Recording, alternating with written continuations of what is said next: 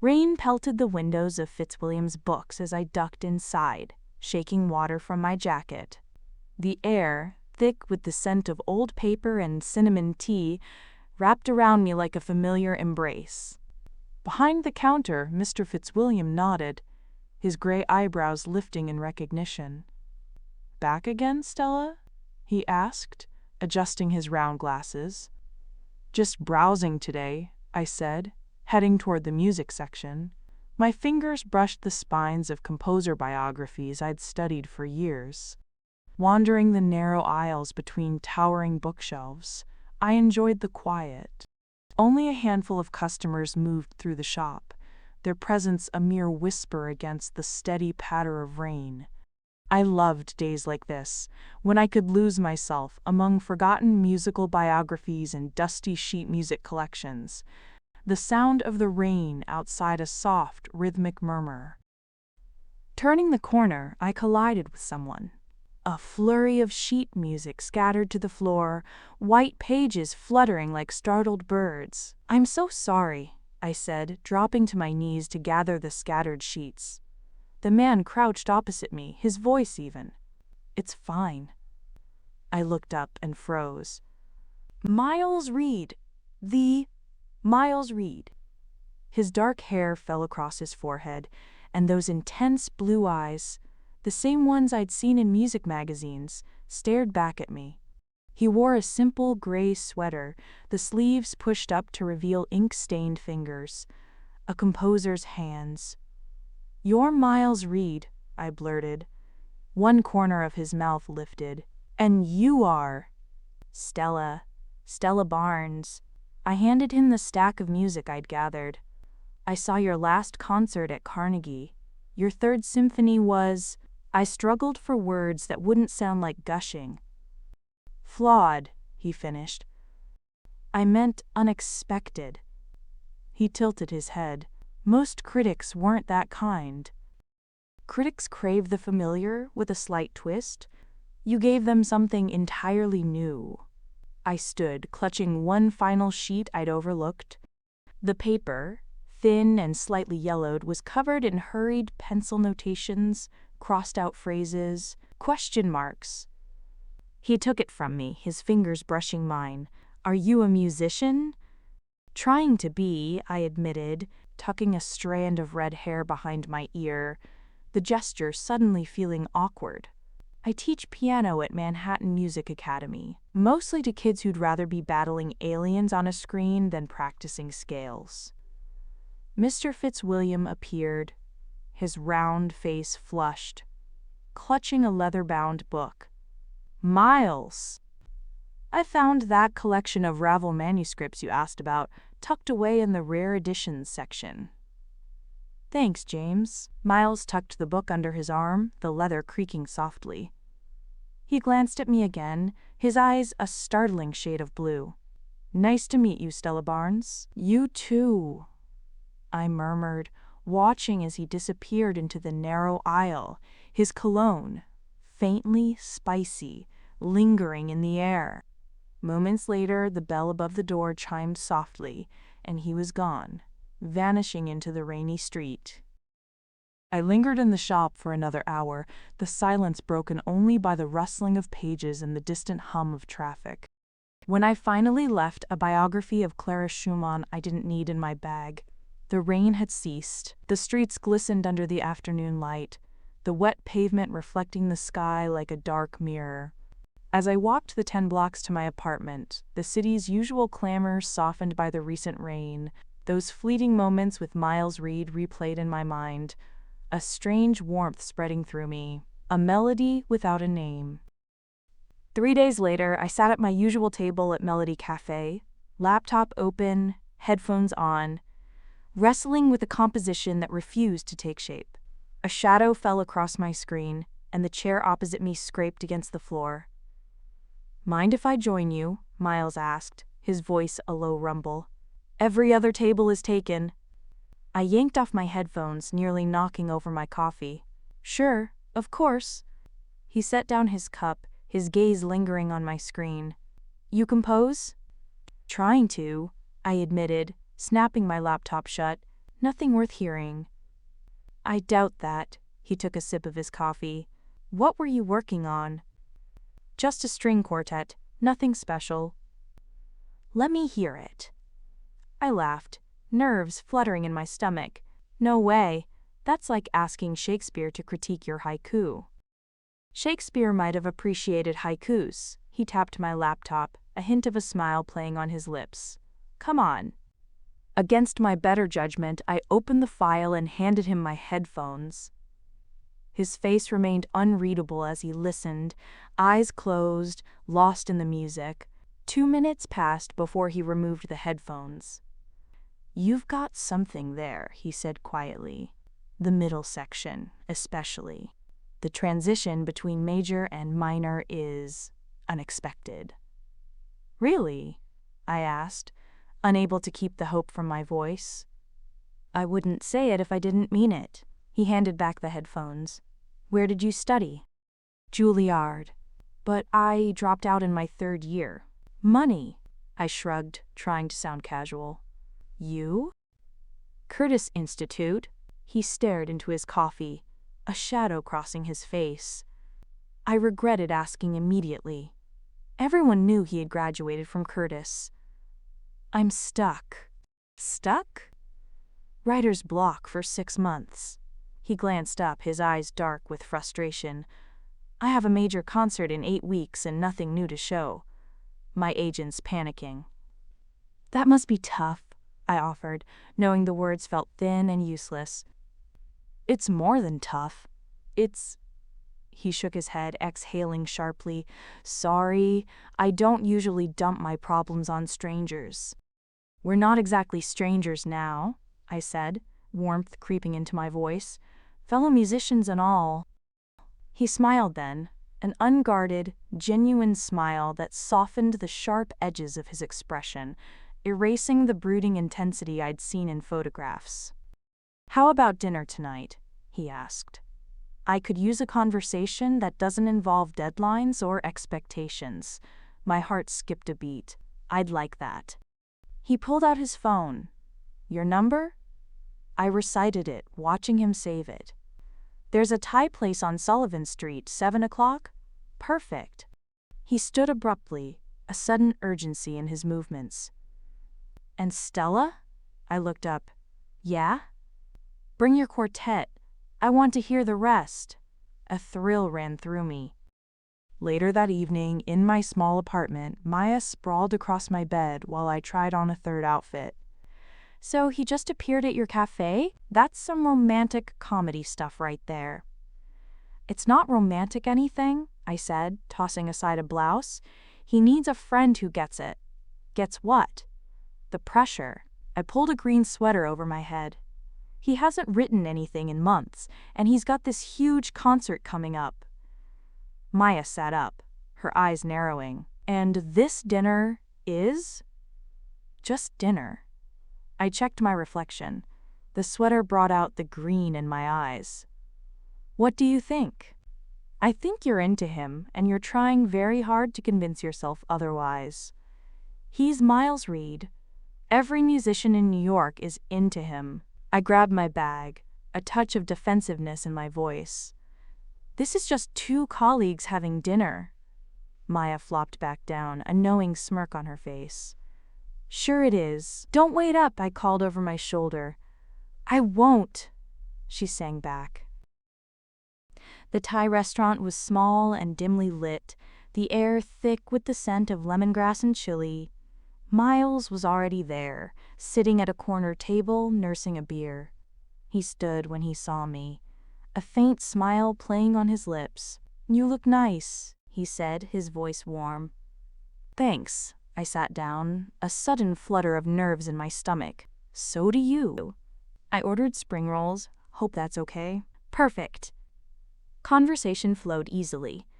Music, composers we loved, performances that had moved us, teachers who had shaped us. He told me about growing up in Boston with parents who pushed him toward medicine until they heard him play Chopin at 12. They knew then? I asked, intrigued. My father cried, actually cried. Miles smiled at the memory, a soft light in his eyes. He went out the next day and bought me a better piano. Lucky. My parents thought music was a nice hobby, but not a career. Hence dropping out. I nodded, a touch of bitterness creeping in.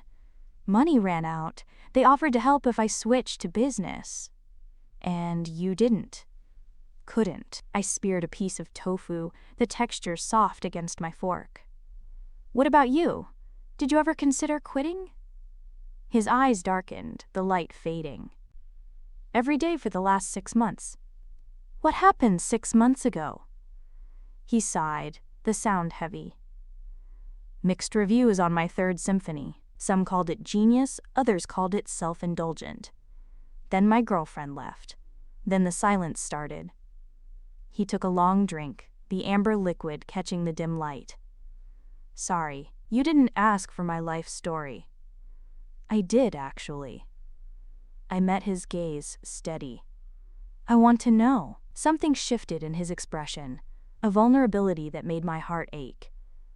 Let's get out of here. We walked through Greenwich Village, the cool night air a welcome contrast to the restaurant's warmth, our shoulders occasionally brushing, an unspoken acknowledgement of the growing intimacy between us. The stars were hidden behind the city lights, but the street lamps cast a soft glow on the wet pavement. He took me to a tiny jazz club, the sound of a saxophone spilling out into the night. We squeezed into a booth in the back, the music a comforting backdrop to our conversation. I come here when I can't write, he said, his voice low. Something about watching other musicians enjoy themselves. It helps. We stayed until midnight, talking between sets. Our bodies gradually moving closer in the cramped space, the music weaving a spell around us. When he walked me home, he didn't try to kiss me. Instead, he squeezed my hand, a simple gesture that spoke volumes. Dinner again tomorrow? He asked, his eyes searching mine. Yes, I answered too quickly, heat rising to my cheeks. He smiled, a genuine, unguarded smile that made my heart skip a beat. Good night, Stella Barnes. Dinners multiplied, from 1 to 2, then 5. Soon, we were meeting every day. Walking through Central Park, the city's green heart pulsing around us, visiting museums where whispers floated through vast halls, cooking dinner in his upscale apartment, the grand piano gleaming in the corner, floor-to-ceiling windows framing the glittering skyline. We developed rituals, small anchors in our days. Coffee at Melody Cafe on Tuesdays and Thursdays, the aroma of roasted beans mingling with our laughter. Pizza and obscure movies at my cramped apartment on Wednesdays, the flickering screen casting shadows on our faces. Sunday mornings at the farmer's market, where Miles bought too many vibrant vegetables, a quiet testament to his unspoken hopes, and I bought fresh flowers for my nightstand, a splash of color in my quiet space. I learned his habits, the way he rubbed his left temple when thoughts tangled in his mind, the intricate rhythms he tapped on any available surface, a silent language of his restless creativity, how he took his coffee black in the morning, sharp and unyielding, but with cream afternoon, a softened indulgence. He learned that I hummed while cooking, a melody in time with sizzling pans, that I couldn't sleep without a book nearby, a portal to other worlds, that I collected vinyl records of pianists I admired, their music a tangible thread to the past. 2 weeks after we met, 6 weeks before the concert, Miles played something for me, a fragmented melody that stopped and started, uncertain. We sat side by side on the piano bench, our thighs brushing, a quiet intimacy sparking between us. His fingers hesitated over the keys. That's all I have, he murmured, hands falling into his lap. 6 months of work, and all I've got is 30 seconds of music. I stayed close, my voice gentle. It's beautiful. It's nothing. He closed the piano lid with a sharp snap. Agent Miller called twice today. The symphony is already advertising the premiere of my new work. Tickets are selling out. Can't you postpone? And admit I have nothing? He exhaled, frustrated, pacing the length of the room. That would end my career. His hands raked through his hair, his voice raw. I used to hear music everywhere, in my sleep, in the shower, walking down the street. Now there's just silence. I didn't have the right words, so I wrapped my arms around him instead. He held on tight, his face buried in my neck, his breath warm against my skin. I'm sorry, he whispered, his voice thick with emotion. This isn't your problem. But it had become my problem, because somewhere between the bookshop and this moment, I had fallen in love with him. Not with Miles Reed, the celebrated composer, but with the man who left his clothes on the bathroom floor, who laughed at terrible puns, who looked at me like I was something precious. That night, we made love for the first time, our bodies moving together like a long-awaited song. Afterward, as rain tapped a gentle rhythm against the window, he traced slow patterns on my shoulder, his touch a silent question.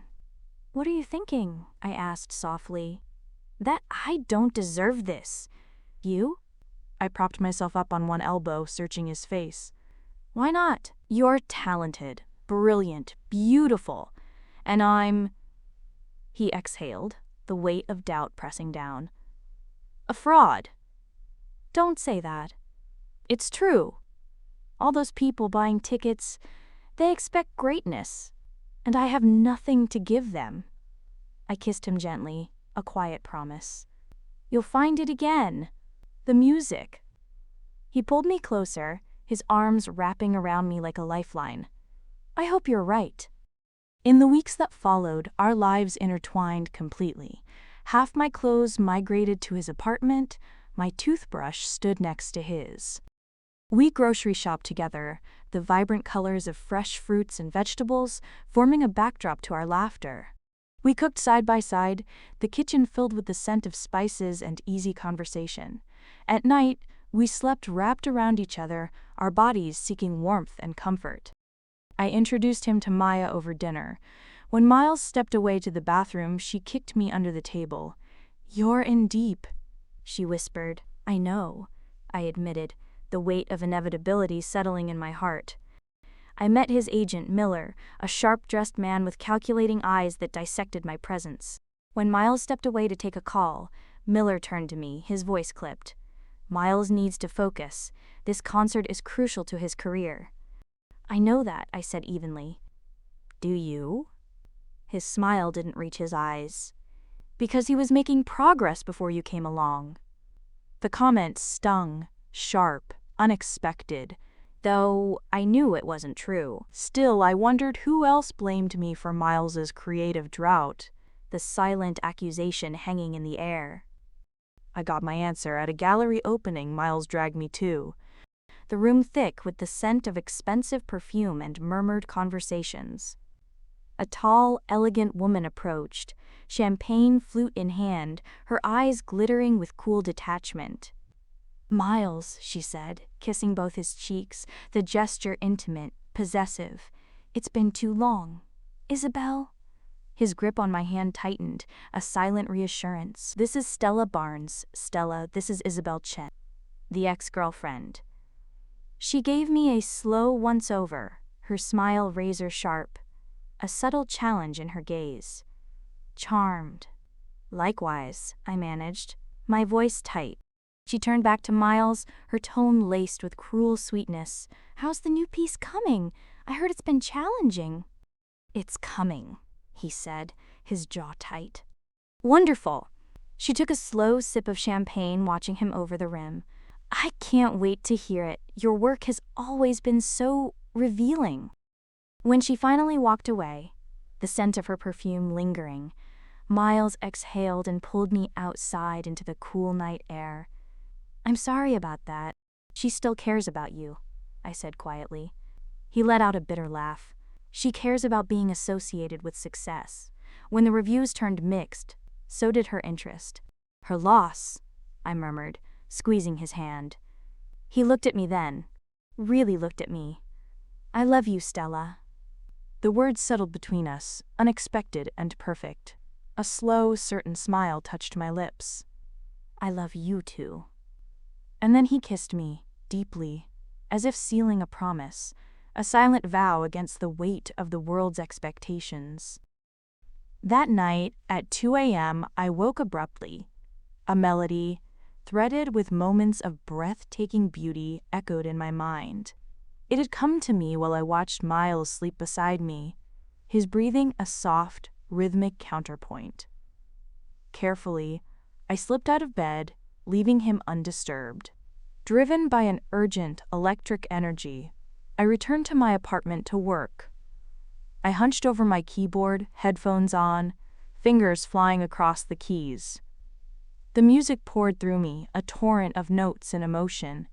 It sounded like Miles's work, yet beneath it, subtle and unmistakable, was my own voice. I worked through the night, fueled by coffee and something more potent, the desperate need to capture it before it slipped away. By morning, the first movement was complete. Over the next week, I finished it, polished it, orchestrated it, pouring my heart into every note. I told no one, not Maya, especially not Miles. The secret sat heavy in my chest. That week, our time together dwindled. He was consumed by endless meetings with sponsors and relentless interviews. When we did manage to steal a few moments, exhaustion clung to him, dark circles under his eyes, his smile forced and brittle. "Let's go away," I suggested one night as we lay in bed, the distant hum of the city, a constant backdrop. "Just for a weekend, get out of the city." "I can't.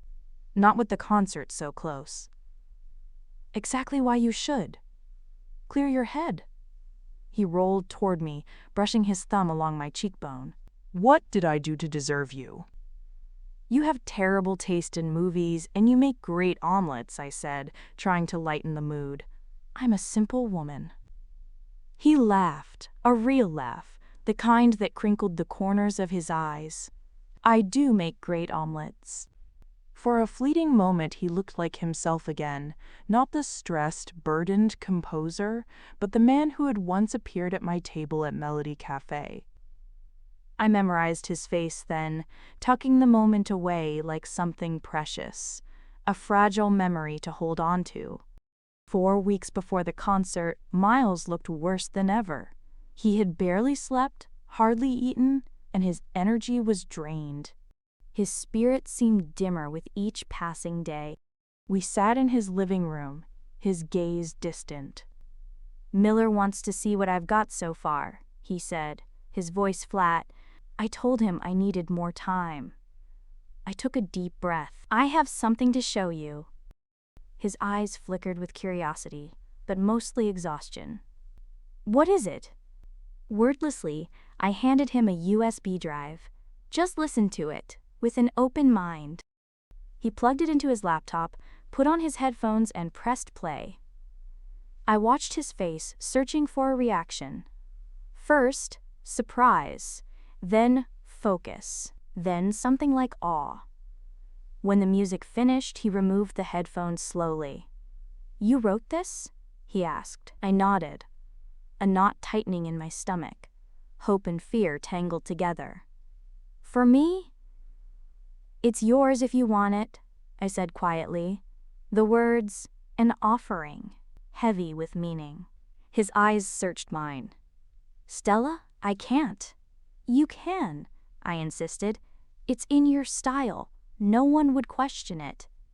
"That's not the point." He shook his head. "I can't take credit for your work. Think of it as a collaboration." Uncredited. I reached for his hands, my touch pleading, "Please, Miles, you need this, and I need you to be whole again." He looked down at our joined hands, his expression troubled. "Why would you do this?" "Because I love you. Because I'm terrified of losing you and the music you make. Because I believe in you." He exhaled sharply, raking a hand through his hair. "This is wrong." "Is it? Musicians have done this throughout history. Assistants, students, wives." My voice trailed off, the words suddenly hollow. Am I really justifying this? His gaze sharpened. I don't want you to be my assistant or my student. A pause. And you're definitely not my wife. Not yet, I said. The words slipped out before I could stop them, a reckless confession. His eyes widened slightly, surprised. Heat crawled up my neck. I didn't mean. He cut me off with a kiss, soft, searching. When he pulled back, his expression was solemn, his eyes dark, with something deep and unspoken. Let me think about it. 2 days later, he called me, come over. I made some changes, he said, his fingers lingering on the keys. If we do this, it should be a true collaboration. Relief washed over me, warmth spreading through my chest. You're going to use it? On one condition. He patted the bench beside him, a silent invitation. We tell the truth afterward. Once the concert is over, we announce it was co-written. I sat down, a flicker of apprehension in my heart. Miles, that might not. I need this, Stella, for my conscience. I nodded, though I suspected his agent would fight the idea tooth and nail. Okay. For the next 3 days, we refined the piece together, our creative energies intertwining. His changes were subtle but profound, weaving his unmistakable voice into the framework I'd built, like a delicate counterpoint. When we finished, it was something neither of us could have written alone, a perfect fusion of our styles, a testament to our shared passion. Agent Miller, surprisingly, loved it. His eyes gleamed with calculating approval, already envisioning the headlines. The orchestra began rehearsals, the music filling the concert hall with its vibrant energy. Miles threw himself into preparation, working closely with the conductor to perfect every detail, his focus sharp and unwavering. The night before the concert, we lay awake in his bed, the city's distant hum, a lullaby, rain pattering against the windows, lights casting shifting shadows across the ceiling. Are you nervous? I asked, my voice soft in the quiet room. Terrified. His fingers traced delicate patterns on my bare shoulder, but not about the performance. What then? He hesitated, then propped himself up on one elbow. What comes after? I met his gaze. We'll handle it together. He kissed me, slow and deep, a silent vow. I've been thinking about what you said, about being my wife. My breath caught. Miles. Not now, not tomorrow, but someday. He tucked a strand of hair behind my ear, his touch impossibly gentle.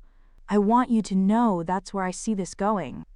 I kissed him then, because words felt inadequate, because joy and fear and overwhelming love swelled in my chest, a silent symphony of emotions too vast to contain.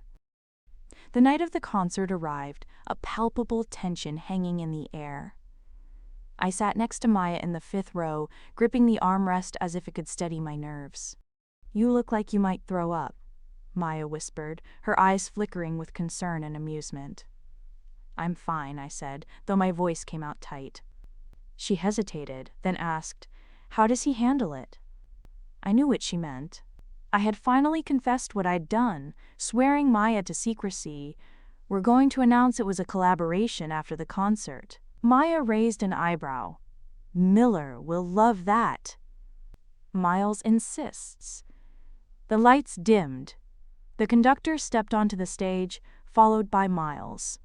Applause filled the hall. A thunderous wave of sound. He looked magnificent in his tuxedo, the embodiment of composure, except for the tension in his shoulders. His eyes flicked toward our seats, searching, and I gave him a small, reassuring nod. Then, silence. Anticipation thickened in the air. The conductor raised his baton, and the music began. Our music. But under Miles's direction, in the hands of the orchestra, it became something more, something alive.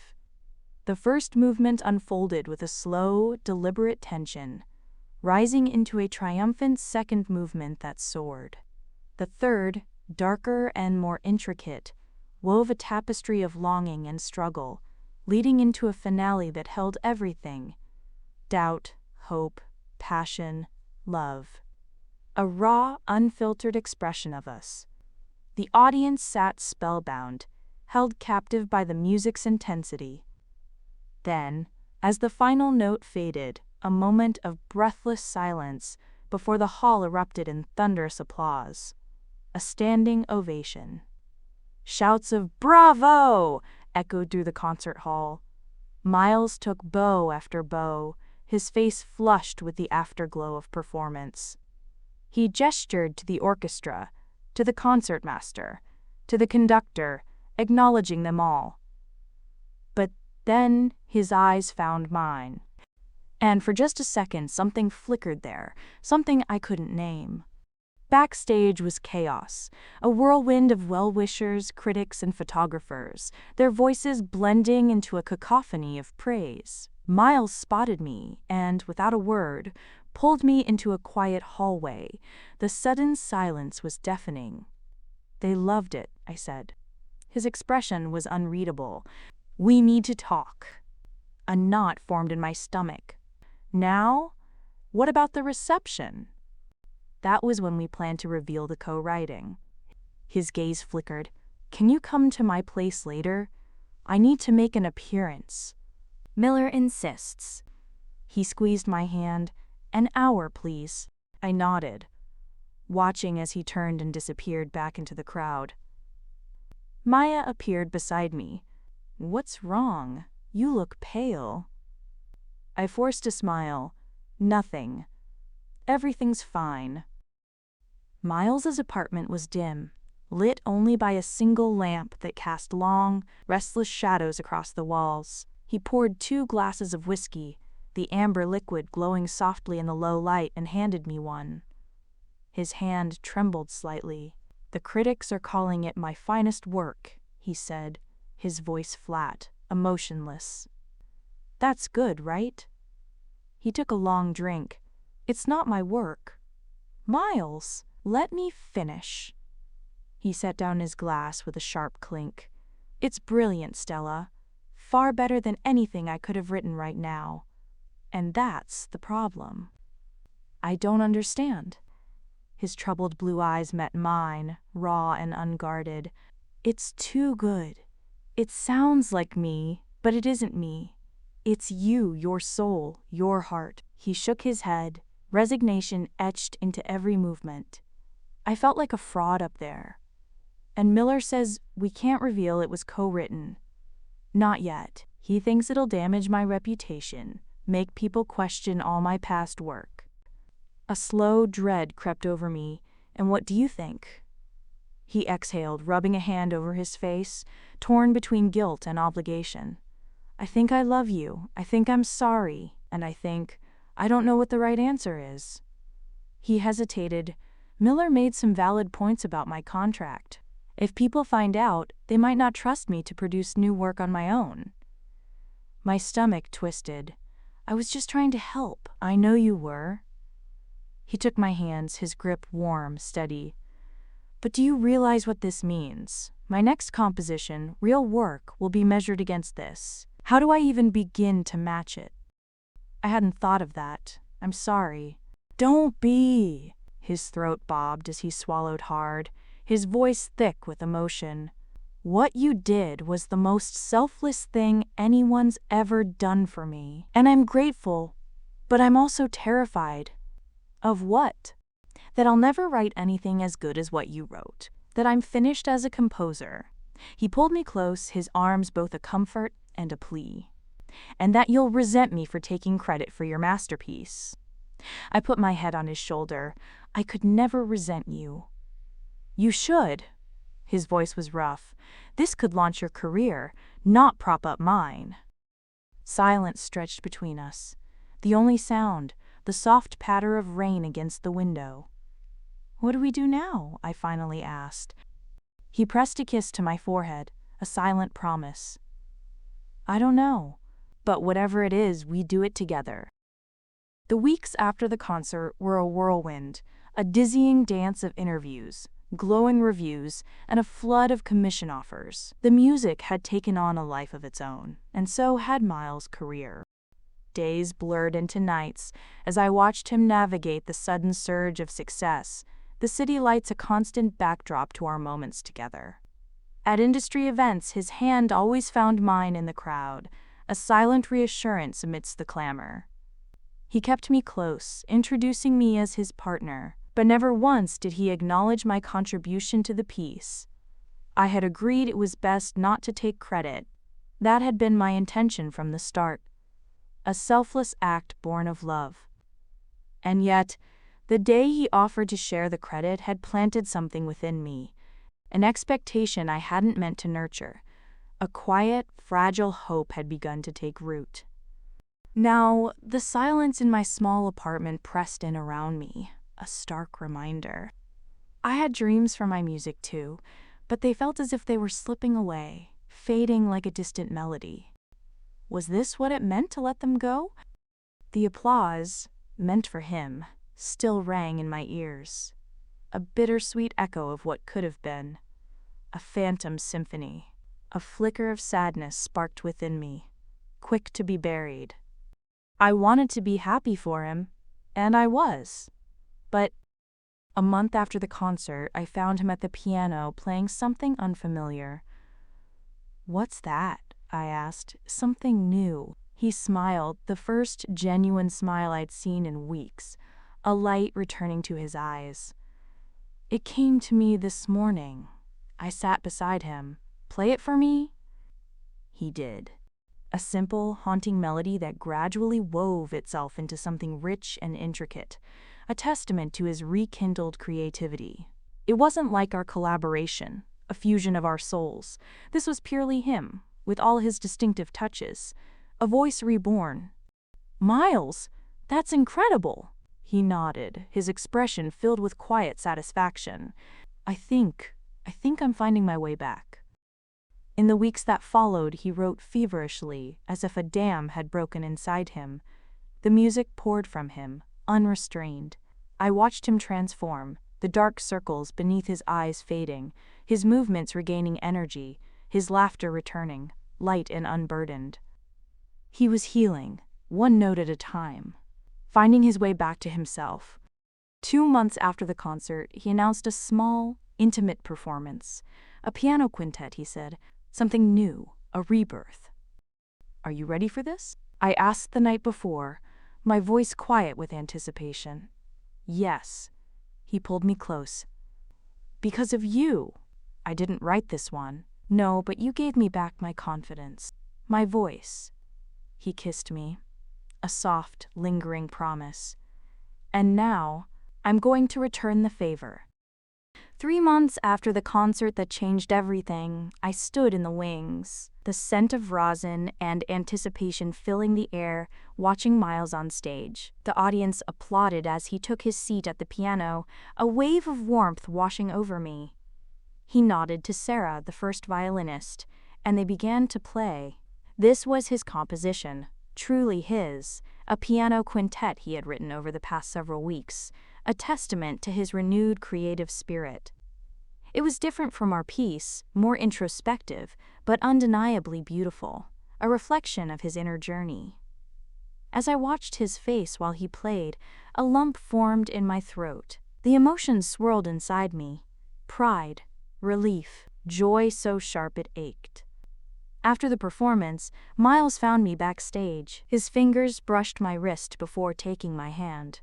A silent touch that said more than words. "What did you think?" he asked. "It was perfect," I said sincerely. "Completely you." He smiled, and there was something knowing in his expression, something expectant. "I have something for you." He handed me an envelope, his touch gentle.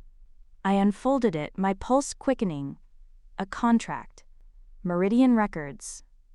"What's this?" My voice was barely above a whisper. "They want to hear your work, your real work, under your name." He tucked a loose strand of hair behind my ear. "I might have sent them that string quartet you were working on when we met." My breath caught. "Miles, you didn't have to." Yes, I did. He took both my hands, his grip steady, unwavering. You saved me, Stella. Now it's your turn.